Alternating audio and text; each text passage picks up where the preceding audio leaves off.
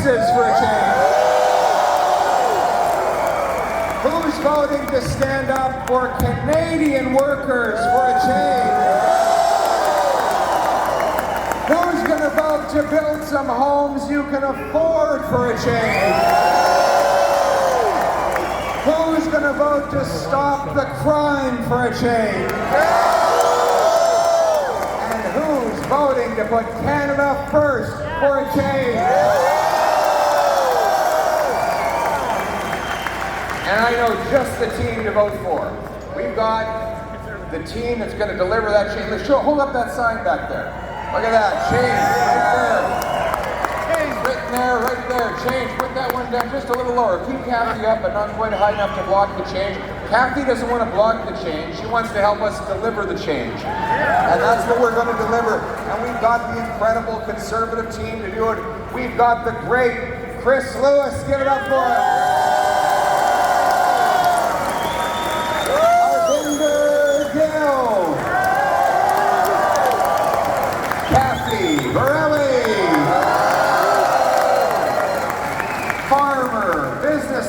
Parliamentarian, negotiator, man who's got plenty of common sense and who's going to help deliver change on Parliament Hill, Dave Epp. But before I go any further, I have to take a moment to celebrate one of the great citizens of Windsor. We have here the local leader, the business manager of the IBEW Local 773, Carl Robin. What a great speech. This is a shocking endorsement coming from the electricians. Dad joke. I've got 2 kids now. I'm allowed to tell those jokes. Just one. My wife says I'm only allowed to tell one every speech.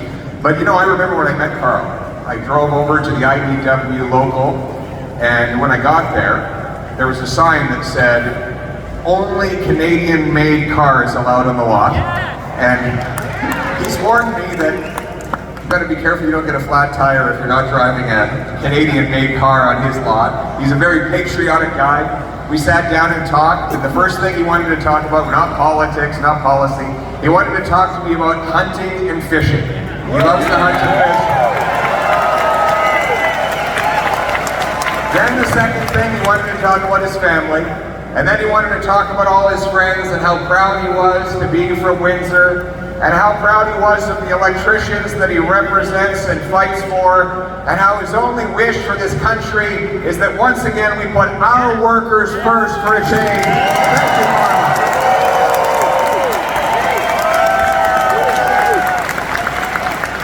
And on that subject, I regret to have to begin tonight with the terrible news of the layoffs at the GM plant in Ingersoll.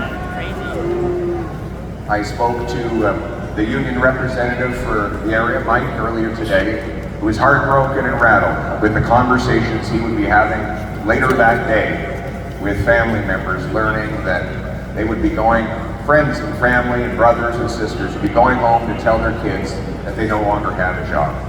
Now, let's start with the obvious fact that the destructive tariffs of Donald Trump are utterly unacceptable and wrong, and we will fight back against them.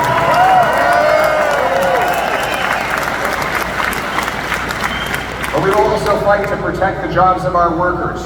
Conservatives will put in place a fund to give liquidity to our manufacturers to keep paying workers, keep them employed, minimize the disruption until hopefully we can get this dispute resolved. We also intend to incentivize Canadians to buy Canadian-made automobiles.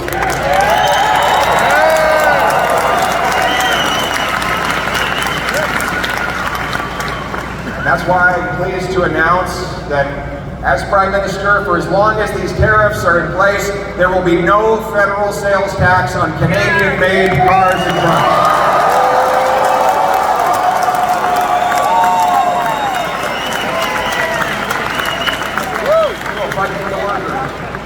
And we need a plan to do that. But right now, The Liberals, under Mark Carney, have no such plan. He told Canadians that he had a very productive phone call with Donald Trump, and that they made progress.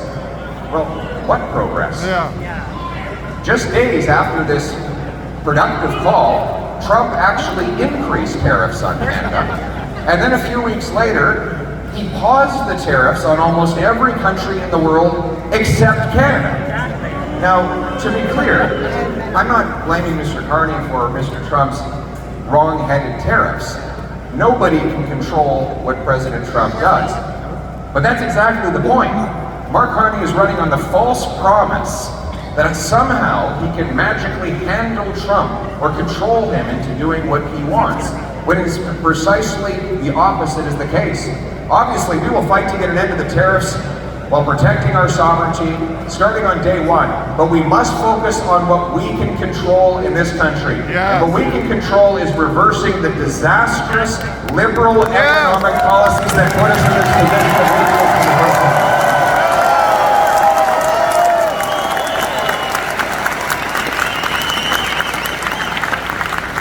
That is the lost liberal decade that Mark Carney is trying to distract you from. In fact, the entire Liberal campaign is about trying to make you forget about the last decade. Pretend it just never happened, as if we didn't have 40-year highs in inflation. It just didn't happen. As if that we didn't see food prices rise 37% faster in Canada than they did in the United States under that lost Liberal decade. Make you forget that housing costs have doubled in Canada, rising faster than in any other G7 country, that it costs 50% more for a home on the Canadian side of the border than on the US side, and that you can actually buy a castle in Sweden for a lower price than a mid-sized house in Kitchener. They want you to forget that Canada has had the worst growth in the G7, the worst household debt in that same group of nations, that our economy has been shrinking for a decade in per capita terms, all before the Trump tariffs kicked in. They want you to forget that $500 billion of our investment dollars have fled south, and they want you to forget that all of these economic failures happened while Mark Carney was acting as Justin Trudeau's economic advisor. Now, the same Liberal MPs, same Liberal ministers, same Liberal strategists are trying to get you to elect them to a fourth term in power. My friends, after the lost Liberal decade of rising costs and crime, we cannot afford a fourth term. We need a change in government with the Conservative Party.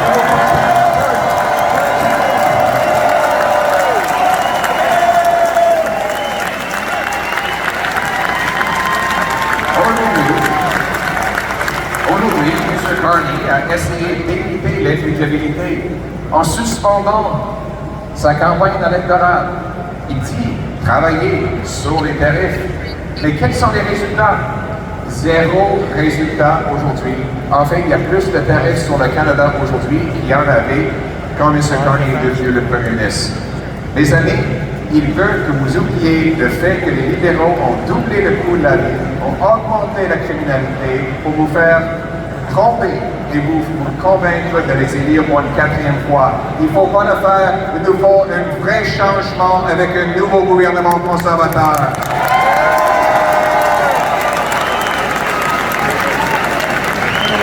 My friends, we need a plan. Put our country first. Get us back on top. Look at this young guy over here. How old is he? Right on Dad's shoulder.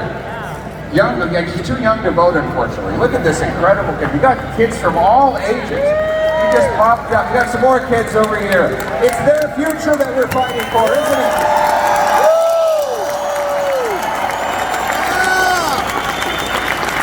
They deserve a brighter future. We want to bring back the great Canadian promise. That little guy and that little girl over there will have the chance to work hard, buy a house, start their own family, live on a safe street, have a beautiful life here in a wonderful country. That's what we had growing up, and that's what we want to restore for all. But that means bringing it home. You know, we are chanting the Bring It Home slogan. It is meaningful, that slogan. It means two things. It means bringing back our jobs to this country, and it means that you bring home more of each dollar you earn so that hard work once again pays off. That's what it means.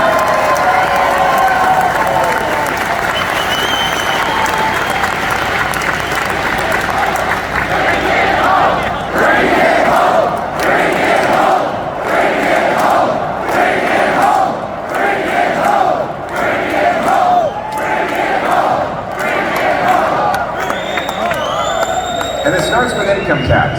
In Canada, we have these high income taxes. They're like a fine that you pay for the crime of working hard. Right? I love this meme of this kid. He's in this park with his dad. And the kid's bawling his eyes out. He's asked his dad, "What is income tax?" And his dad says, "Well, it's like a high school report card, except the opposite. The harder you work, the worse you do. You put in an extra hour, you pay more. You get a bonus, you pay more. You get a promotion, you pay more. No good deed goes unpunished with our Income Tax Act." That's why Conservatives want to change things. We want to make work pay again. And I'm announcing today, this is a Liberal microphone, I think. That's why I'm announcing today, Conservatives will cut income tax by 15% for the average Canadian.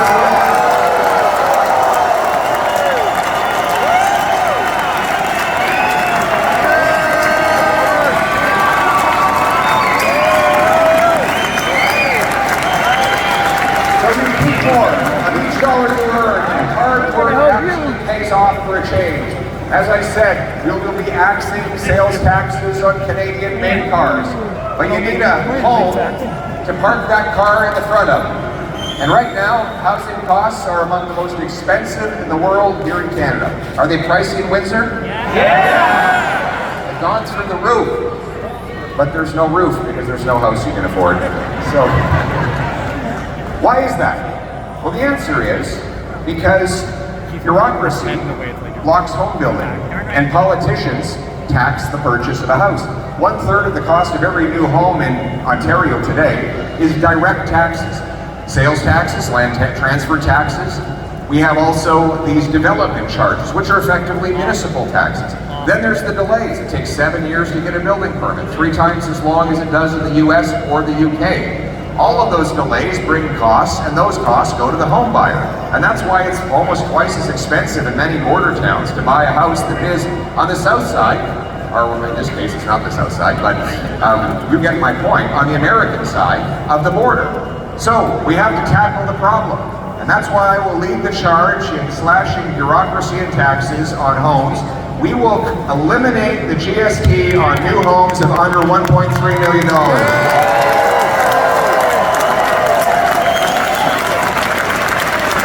But we're not finished. Then I'm going to make a generous offer to your mayor and every mayor. I will pay half the cost of any reduction they make in their home building taxes, up to 50 grand. So let's put it this way. Imagine you cut the GST by 50 grand on a home, you cut municipal taxes by another 50 grand on a home, all of a sudden you have $100,000 less tax on a new home. That'll cause more home building and more affordable homes for your money.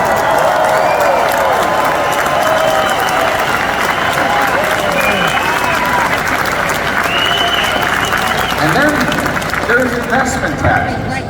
Now, last time we hear the word investment, everybody's eyes glaze over and say, why should I care about what investment number the Canadian economy gets? Well, the answer is, those are the tools, the technology, the plants, the shop floors, you've got the CNC machines, the conveyor belts. All of that takes investment. And without those machines, we don't have paychecks. Well, the Liberals have raised taxes on investment and driven $500 billion of that investment south because capital goes where capital grows. Now it's funny, they thought they were going to win over a lot of union workers when they raised capital gains tax. They didn't realize that tradesmen actually like to buy homes, fix them up, beautify them, make them better, and then sell them off to a deserving family as part of a living. And they have to pay capital gains tax for that good deed. So a lot of small business people get hammered with it as well. And that locks in investment and locks down our economy. That's why I want to bring the money home. And so I've announced the Canada First Reinvestment Tax Cut. Zero capital gains tax if you reinvest the money here in Canada.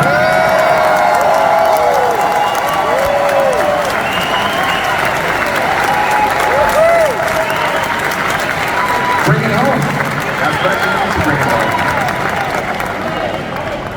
That will allow, for example, a factory that has some unused land, sell it off to a home builder who can build some homes, and then the factory can use the money to expand and hire more workers.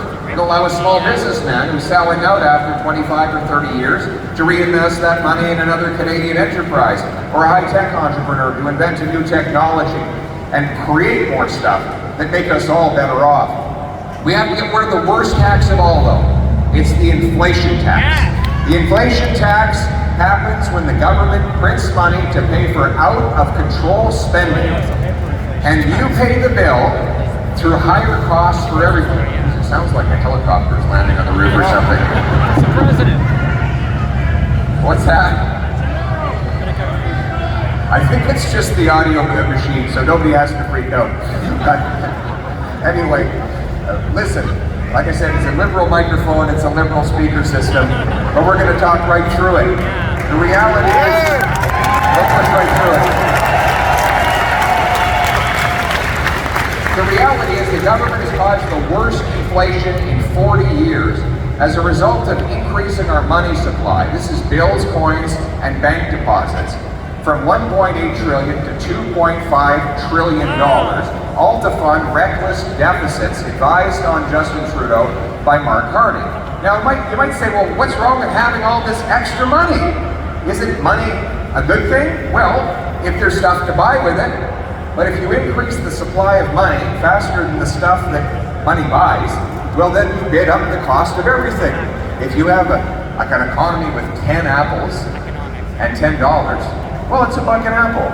If you double the number of dollars to 20, you still only have 10 apples.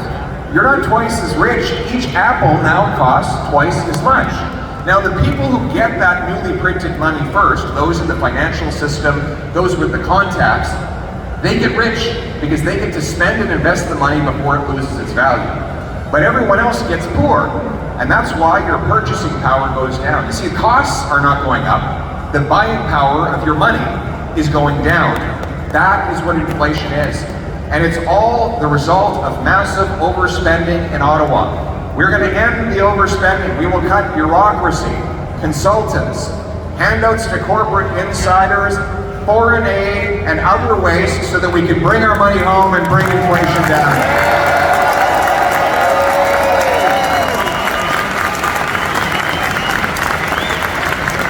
We will also bring in a dollar-for-dollar law. It will run our finances the way you run your household budget. If you increase spending here, you decrease it over there. Or you get a bargain here and there. That's not how government works. You see, because politicians and bureaucrats are the only creatures in the universe that don't have to deal with scarcity. They're spending other people's money. As a result, they just add more and more to your bill. By imposing a law that requires they find an equal number of savings for each new dollar of spending, it will require them to maximize use of scarce resources, to get more value for money, and to make the same kinds of trade-offs in the government bureaucracy that you have to make in your daily life. Because single moms, small businesses, and seniors have been pinching their pennies long enough, it's time the government started pinching its pennies.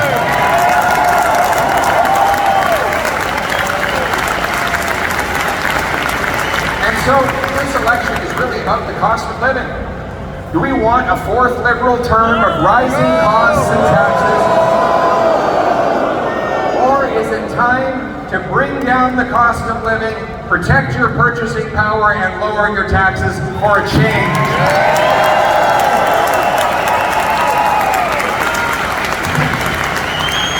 I like this. Let's bring it home. Let's axe the tax. Smart lady over there. Great sign. That's a good sign. Very smart people in Windsor. We've got another axe the tax sign. Fantastic. What else we got? About the children. Great. Excellent. Protect jobs. Change. Lots of change. Lots of people want change today, that's for sure. This guy This guy has WTF on his shirt. WTF. I said that in the House of Commons, and the speaker thought that I was being unparliamentary. I'm just asking, where's the fun?